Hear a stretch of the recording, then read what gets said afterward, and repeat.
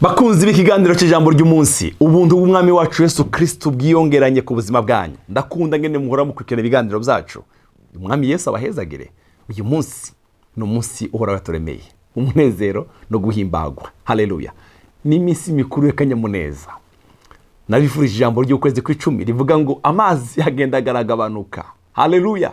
Ibyari byarazibiye ubuzima bwawe, ibyari mu idamu, amazi agenda aragabanuka. Haleluya. Mu kwezi kw'icumi ngo udutwe tw'imisozi turaboneka.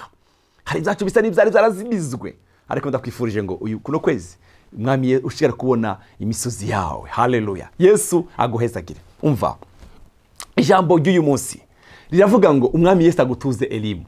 Ndakwifurije gutura Elimu. Reka dusome ijambo ry'Imana mu gitabo cyo Kuvayo 15 umurongo wa 23. Bashika Imara ntibashobora kunywa amazi yaho kuko yari umurazi, nico cyatunye hitwa Mara. Imana igukura Imara, Imana igukura Imara, kuko Imara, ubuzima bw'Imara n'ubuzima busharira, n'ubuzima bugoye, n'ubuzima bubi. Umwami Yesu agukura Imara. Urashaka kuba uri mu buzima bugoye, urashaka kuba uri mu buzima buruhije, urashaka kuba uri mu buzima bubabaje. Ndafite inkuru nziza, ndagufite inkuru nziza. Yesu arashoboye kugukura Imara akagutuza Elimu. Imara, amazi yaho ni amazi adafite ubuzima, n'amazi n'umururazi, n'ingorane, n'intambara, n'amajambo. Ni Imana igukura Imara, igutuze Elimu. Elimu niyo jambo nakuzaniye uyu munsi. Haleluya. Maze abantu bidodombera Mose bati turanywa iki? Reka ndakwifurije ikintu cyiza. Mu gihe bene data, igihe cyose urimo nta burenganzira ufite bwo kwidoga. Hego. Hari igihe Satani aguteza kwidoga, ndagowe, ndapfuye. Icyo nta kintu na kimwe bikontribute, ahubwo bituma umwansi wawe ariko Satani umuha access yo gukora ku buzima bwawe. Kwidoga ni inzira nziza cyane yo guha Satani kugira ngo kwinjire mu buzima bwawe.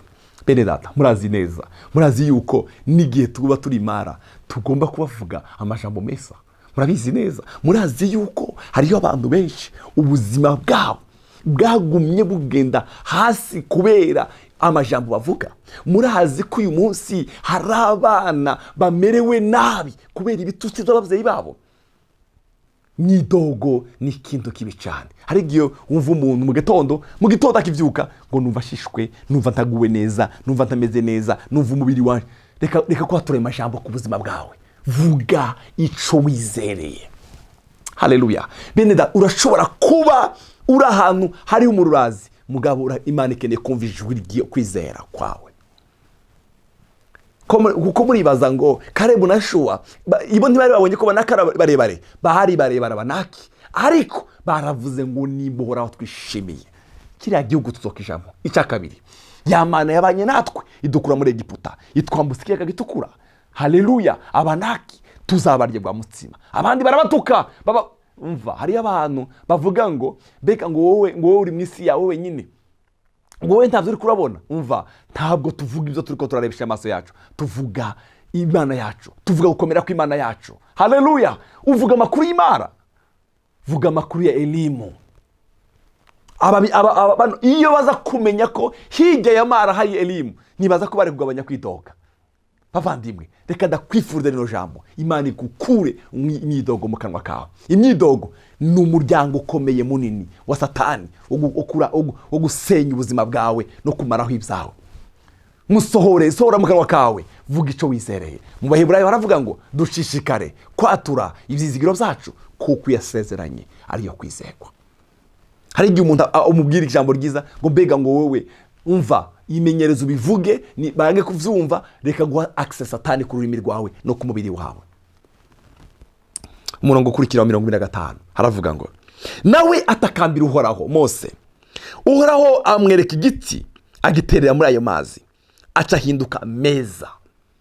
Haleluya. Mose atakambira Uhoraho, ntabwo yidoze. Mose yabwiye Imana ngo mwami tugeze Imara, nta mazi turiko turanywa, abantu baho amazi yaho ameze nabi. Atakambiye Uhoraho. Uhoraho aramubwira ngo Mose mugaragu wanje usumba byose, mukundwa wanje, ngikiri igiti. Ngo aragica agiterera muri ya mazi, aho ahinduka meza, amazi ahinduka meza. Aho niho Uhoraho yabashingiye icyagezwe n'ibwirizwa, kandi aho niho yabageragereje. Hari igihe duca mu bigeragezo bavandimwe, reka kwidogera mu bigeragezo. Imana ikeneye kumva ijambo ryo kwizera riva mu kanwa kawe. Imana yacu iguha umugisha mwinshi, Imana yacu iguha umugisha mwinshi. Umurongo wa 26 arabara ati, nimwagira umwete wo kumvira Uhoraho Imana yanyu, mugakora ibitunganye mu nyonga ziwe, mukumvira ibyagezwe byiwe, mukitondera ibyo yayihanikirije byose, ngo nta ndwara zobateza nk'izo yateje abanyagiputa, ngo kuko ari Uhoraho, kuko ari we Uhoraho abakiza indwara. Nta ndwara zobateza nk'izo yateje abanyagiputa. Mugabo yababwiye kondisiyo imwe, yababwiye ngo arababariye ati, nimwagira umwete wo kumvira Uhoraho Imana yanyu. Ndakwifurije kugira umwete wo kumvira Uhoraho Imana yawe, mugakora ibitunganye mu nyonga ziwe, mukumvira ibyagezwe byiwe, mukitondera ibyo yahanikirije byose, ngo nta ndwara azobateza nk'izo yabateje abanyagiputa, ngo kuko ari Uhoraho abakiza indwara. Amen. Nta ndwara azobateza nk'izo yateje abanyagiputa. Umurongo wa 27 rero, maze bashika Elimu. Haleluya. Haleluya. Bashika heke? Bashika Elimu. Hari amariba 12 n'ibigazi 70. Haleluya. Basagazaho nyine kuri ayo mazi. Haleluya. Mwami Yesu agutuze Elimu. Haleluya. Mwami Yesu agutuze kuri aya mariba. Hari amariba yawe yoba yarugawe, hari amariba yawe yoba yarugawe amaze imyaka.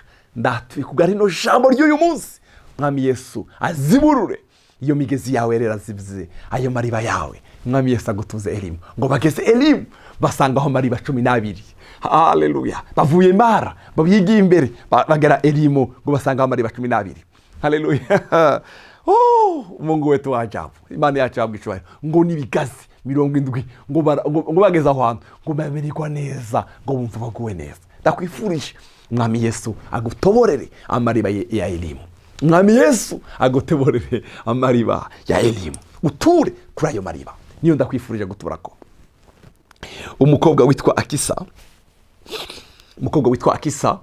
mu gice cya 15 umurongo wa 18 mu gitabo cya Yoshua, yabwiye se aramubwira ngo maze ashika iwe umugabo. Akisa ashika iwe umugabo wiwe, aramwinginga ngo asabe se itongo. Akisa akiva ku ndogoba yiwe, Karebu aramubaza ati, ugomba iki? Aramwishura ati, tabara ungabire, kuko wandungitse mu gihugu cumye.